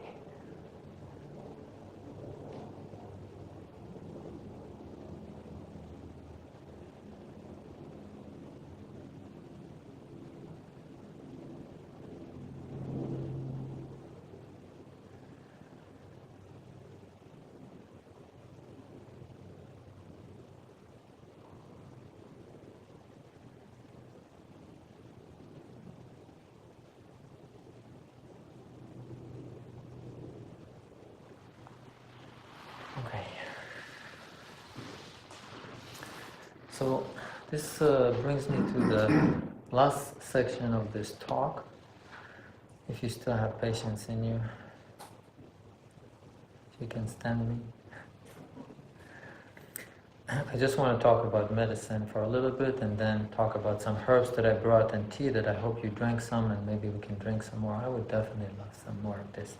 So how about we take some tea if you finished yours, and then I'll talk about it.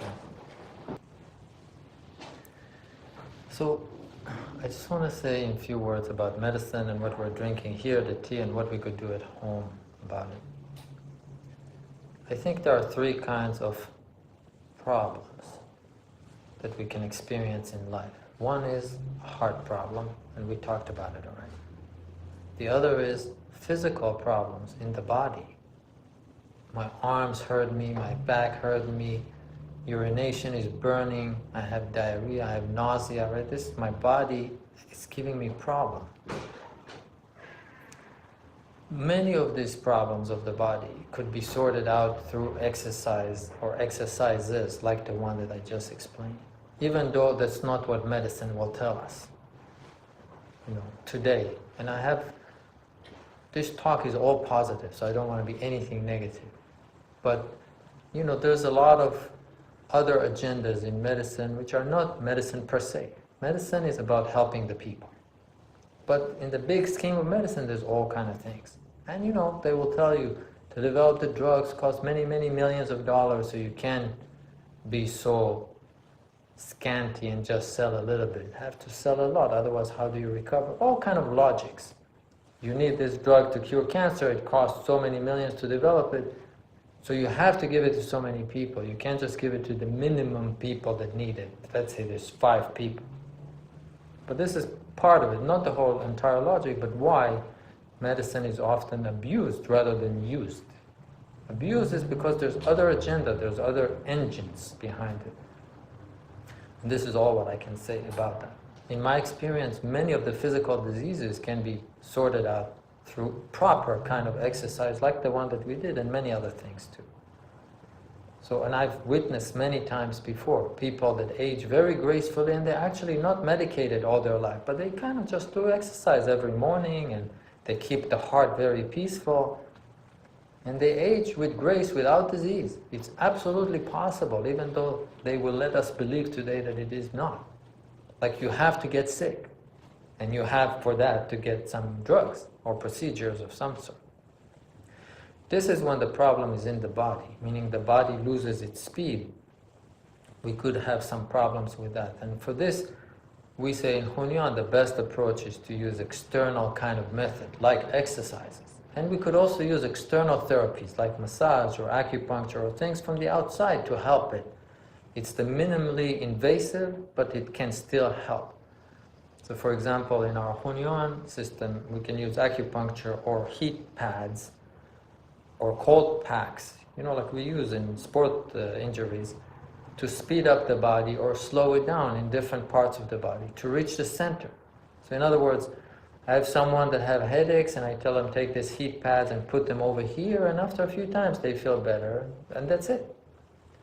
In other words, they did it by themselves, and it's not really something that they have to come even for treatment all the time. This is for these kind of superficial problems in the body. You could use some treatment, but it's very easy, and most of the time through exercise you can remedy it. Especially if the heart is harmonious. The first problem, like I mentioned before, is with the heart. Sometimes the heart starts having a problem, and we already talked about it quite a bit today, and that at the end ends up in the physical body not working well. And then you can do to the body whatever you want. It's not going to get fixed unless you fix the heart.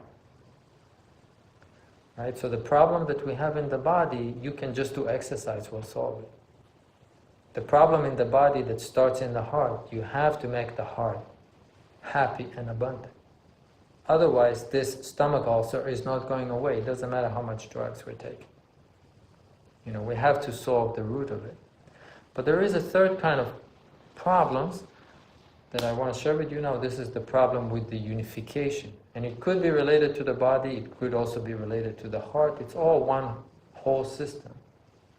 But this is the problem with unification. Remember, I made an example of a little kid versus a much older person, and they eat and drink the same way, but the little kid has a lot of energy and the older person has much less. This is because their ability to unify with the energy, to convert the energy to become their own, is much less. With the years, that's what happened. But for some of us, it happens much, much less until the last day. I still have quite a strong unification. So you can see someone who is 80 or even 90. And he's, he's 90, so he's not 5-year-old. But he's not so sick, and he feels really happy, and generally, he's walking and healthy. Like I have a patient now who is 85, and he's like, all gung-ho kind of a thing, which is great. The heart is harmonious, the body now just start having a little problem. And I wish it will be with me too, that at age 85 I will start for the first time having a problem. That's a good thing at that age, not at the age of 20 or 30 or 40. But this has to do with the issue of unification. How strong are my batteries? So this is why we have medicine that we ingest. Generally speaking, when we ingest food, the food, like rice, bananas, apples, they are neutral with the amount of impact that they have on my body. They have energy to them, I harvest the energy and I bind with it. That's why every day I can eat rice all my life, no problem. But when we start dealing with herbal medicine or drugs, it means we take any substance. Drugs could be artificially created or not, or extracted from something, or a herb that grows in the garden, or fruit or something. It actually has some impact on the body. We call it leaning, a leaning action. Leaning action means that if you take something, let's say the root of that tree outside, we don't know what it does, but it could be harmful, not harmful. If it's very toxic and you eat a fraction of 1 gram, all of a sudden maybe you don't feel anything, even if it's toxic. But of course, if you eat few grams of it, all of a sudden you get diarrhea. But let's say other roots, other plants, weeds, grass, leaves, flowers, you take them, it's not really toxic, but if, let's say, you eat 50 grams of it, all of a sudden you start feeling hot, all of a sudden you start feeling cold, all of a sudden you get a headache. Its action is a little leaning. It's not like rice or apple or banana. Meaning it's the same thing. You ingest it, but it starts to lean off the center. Leaning off the center is the meaning of medicine. Medicine like medicaments, like drugs. Meaning it's not rice. Leaning off the center means it's not rice. It's not the banana. But depending on the principle that I understand what health is like, that's why we get different drugs. Either Western drugs or herbs or something else, tinctures of sorts. Depending on what my principle is, this is how I would make medicine. For us in Hunyuan, we first try to understand the body the way I explained it already. We have the body, we have the heart, and we have the unification ability. All of a sudden we realize that the unification ability is a critical thing. This is like the recharging of the batteries.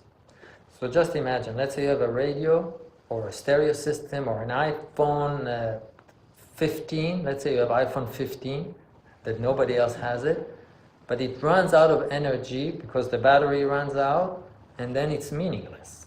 Like you have the best iPhone with no battery. Then it's nothing, it means nothing. This is the meaning of the unification that we have. Like you can have the most beautiful heart, the body which is great to make us alive and things like that, but all of a sudden no energy. Like no recharging. I mean, we have energy, we use it, we run out of it, and there's no new energy forming. This is the unification ability. Or we also call it the recharging ability, the ability to recharge. So for us, when we do Hunyuan medicine, like we start to use medicinal substances, the main objective becomes, I want to get more recharging. The heart, I have heart things. The body, I have body things. But for both of them, I want to have a lot of energy for as long as possible. This becomes the objective of the medicine. And for this, we can use herbs to help us. And here again, this is a huge story, but I'm giving you the bottom line. The recharging means that I take energy from nature and I convert it to become mine. This is what recharging means. I eat an apple, digest it, take the energy from it, and now it's not an apple anymore. It's me.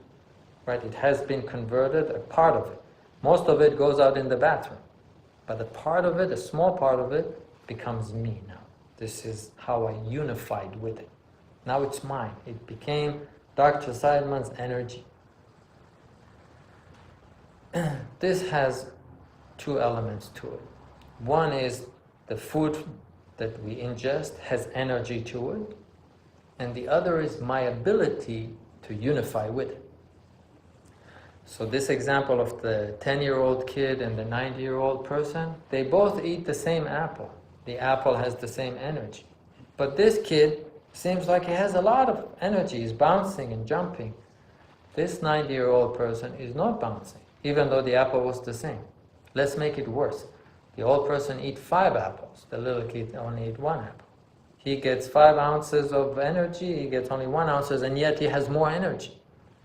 This now has not to do with how much energy the food has, but rather how much I can take. Right? It's my ability, not the apple's ability to have energy. We need these two. So before I mentioned to you, when we do herbs, we have a leaning off the center action, meaning stronger than food. I just need to know stronger in what way. If I, in random, like I said before, just go and eat the root of that tree, just because it's a root, all of a sudden, after 2 seconds, you're dead. That's not medicine. That's we call toxic herbs. Toxic herbs has the meaning of medicine, but means I don't use it in the right time, the right amount, for the right purpose. Right? It has a leaning of the action, but leaning, it means it just took the life out of me.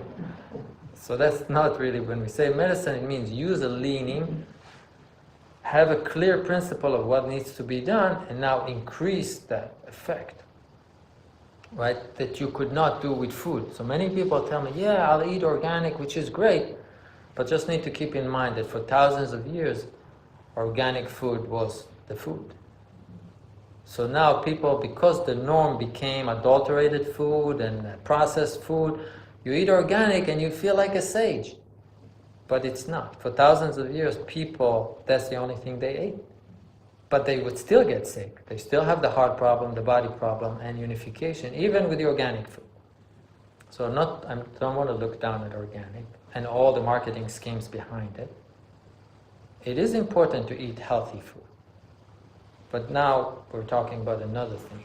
Leaning off the center means I need things that have a little bit more oomph, that can increase my unification. And for this, normally we take 2 different kinds of herbs. We take herbs or spices that are spicy, that have fire to them, energy, they have more energy to them. And then we need different kinds of herbs or substances that do what we call a submerging effect. In other words, I eat the fire, or so to speak, the hot, spicy, energetical things, and then I have another element in there that submerges it, which means doesn't make me feel hot, doesn't make me feel sweaty, doesn't make me red eyes, headache. Now we start talking about not just using in random herbs or spices, but rather how to combine them to reach an effect. We call this a formula. Formula like combine few of them, and it's not the equal of the single items. If you just use one of them, all of a sudden it's just being side effects. It doesn't go where you want. It's not the effect that you're looking for. So this is what we call in Hunyuan a unification strategy, meaning we use spices or herbs or plants to get to this unification effect. And I need, for this, fiery substances, and I need submerging substances. In Hunyuan, I like to use, most of the time, very common spices and herbs. I don't like exotic things. I don't like mushroom that I have to travel 2,000 miles to find. I like stuff that I buy in the supermarket, in Whole Foods, or in other supermarket. It makes sense to me. I just need to know if there's stronger doses that I can use or if there's better quality. So many times I go to the supermarket, the quality of these spices are quite poor because it's cheap for them to buy. And they just mark it up so it looks expensive, but it's actually a cheap substance. So this is the only thing. But in general, I want the common herbs, the common spices. I don't want to go too exotic. I don't want to eat spiders and cockroaches and stuff like this. I want simple stuff. So I find that when you take, and this is what I want to share with you today, and this is the tea that we're drinking today. In unification formula, there could be all kind of things, but right now I'm making it very simple so everybody can practice it right away with no risk of anything and not extra knowledge that is needed. Just at home, and you do it with spices right away. The fiery elements that I have are two different kinds of cinnamons. One is called Ceylon cinnamon, which is true cinnamon. The other is Vietnamese cinnamon, which is much spicier, but they are actually two different kinds of species. Cassia tree and cinnamomum tree. They are two different kinds of trees. So I can just show you, and you can just bring it around. And these are the two cinnamons that you have in the tea now, in the unification tea that you're drinking. You can also take a piece if you want. Vietnamese cinnamon, bite on it, eat a little bit. It's very spicy and delicious. These are organic cinnamon, so no chemicals for you today. This is the cinnamon.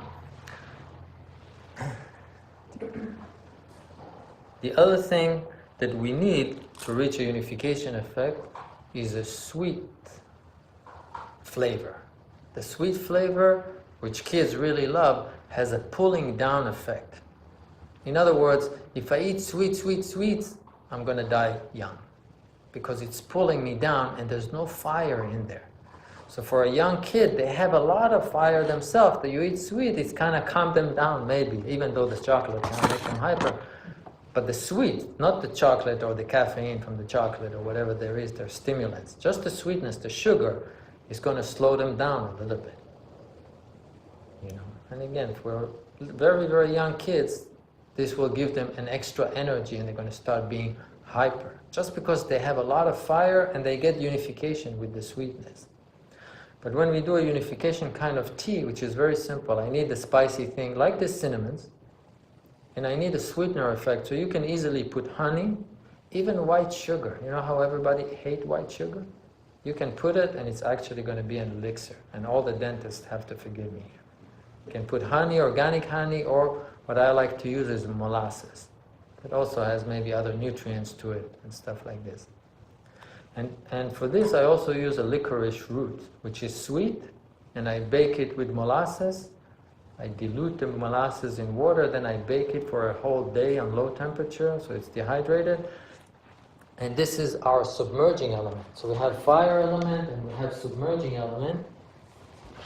Let me just show you Ceylon cinnamon and Vietnamese cinnamon.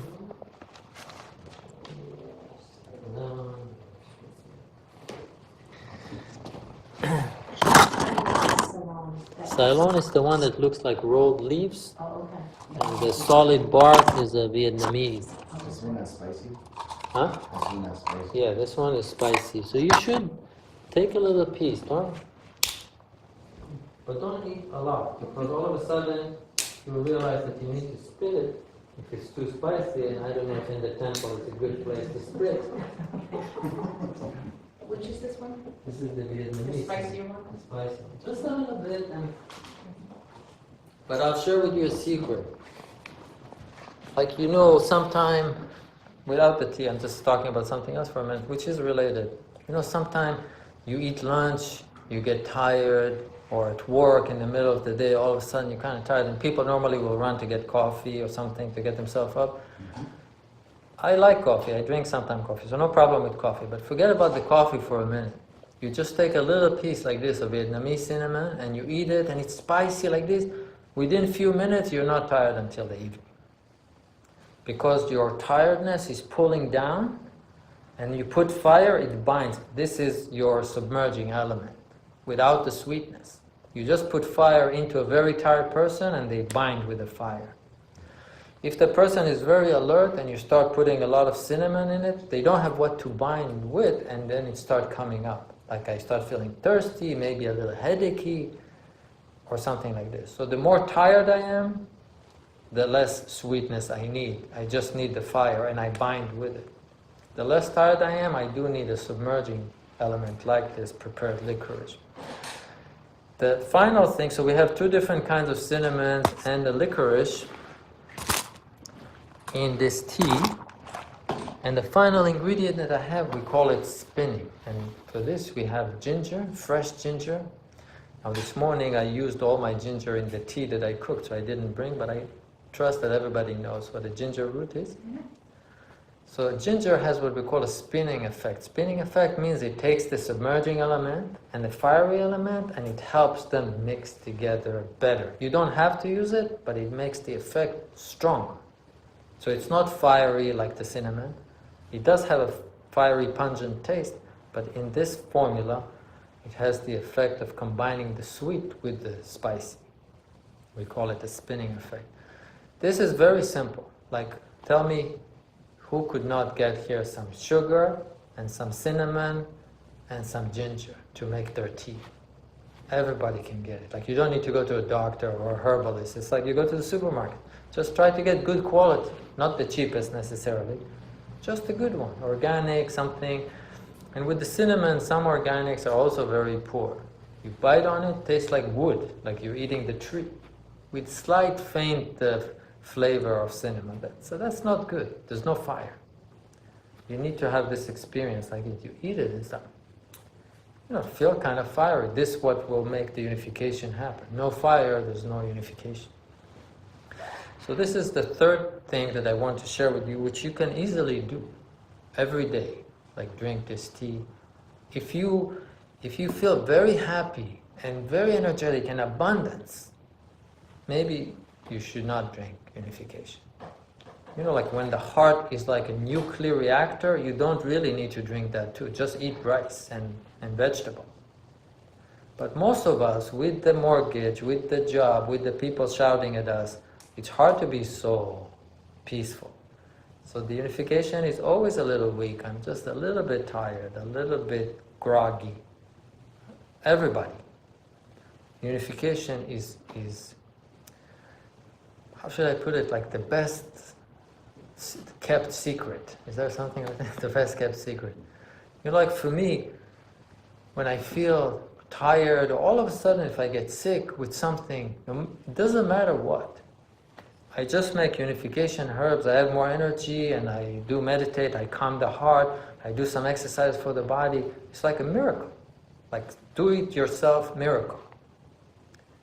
Which, with all honesty, it's like amazing. It's not on a regular level. It's not like taking supplements, buying from the store, this is good for the liver, enzyme. It's not that level at all. This is like taking people who are sick, all of a sudden not sick. Really tired and groggy, all of a sudden not tired. And it's not like coffee. It's not stimulant.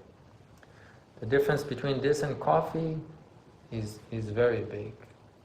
Coffee is a stimulant. It takes the energy out of the bottom and it does make you hyper. The more you take it, the more the unification gets tired.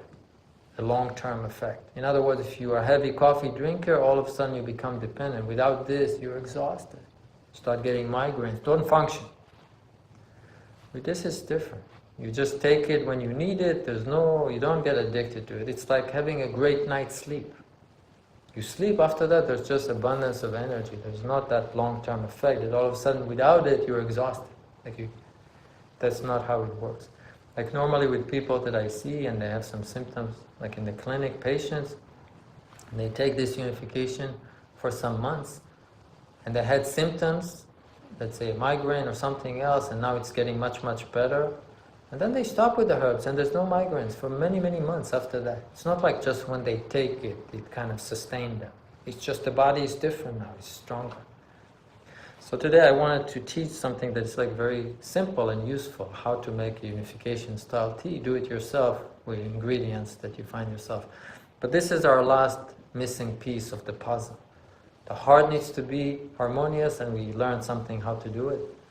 The body should also be on time so it doesn't feel sick. And the unification needs to be strong. So what is the unification weak? Because of the heart, because of the body that was sick before for 10 years. This is it. Like this is the missing part of the puzzle. Like how to get stronger in addition to try to manage the heart and the body. So at the beginning of the talk I started by saying Hunyuan is being happy, healthy and long life.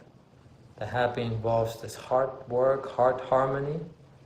The healthy means the body always goes on time, so nothing bothers me. And long life means the unification, the batteries recharge really good. And then when the batteries recharge really good, the heart has much easier time to feel abundance. The body has much easier time not to get sick. So there is this importance of the unification. But in all truthfulness, that's the way I see it. Everything starts from the heart. So if the heart is like super abundance, you don't need unification help and you don't need any help in the body. It's like a nuclear reactor. The abundance of energy is endless. I think, sometimes people don't believe in it anymore. Because I am sick, I am sad, I am angry. Some things don't work my way. And this is the reality. But this reality is changing. Normally that's how I explain it to my students. It's like if we have a certain reality here, in this world, and that means I have to go to work in the morning, I have mortgage that I have to pay, right? I have all this stuff, and everybody have it. So you look to the left, you look to the right. This is the reality. This is the truth. But let's say you take me with this reality, and you pluck me out of this society, and you put me in the, I don't know what, in a monastery in South India where they're coming, the tradition of this temple here. And everybody is monk around me and they meditate all day and they just need to eat very little until noon or whatever the process is. And again, I was just plucked out from, let's say, New York City.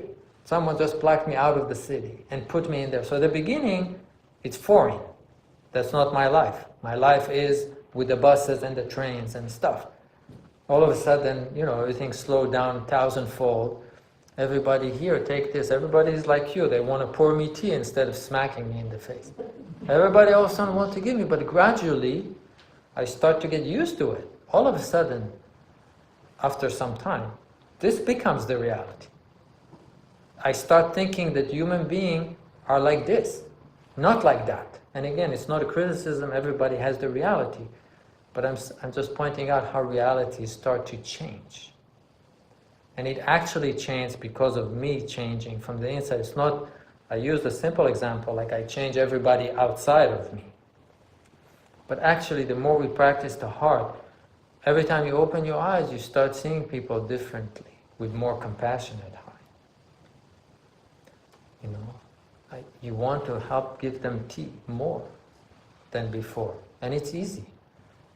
I start seeing it differently. It's not, this is this abundance. And when we get to this, it starts from our own practice. When we get to this, the unification start to get stronger on its own. The body start to find its timeliness on its own.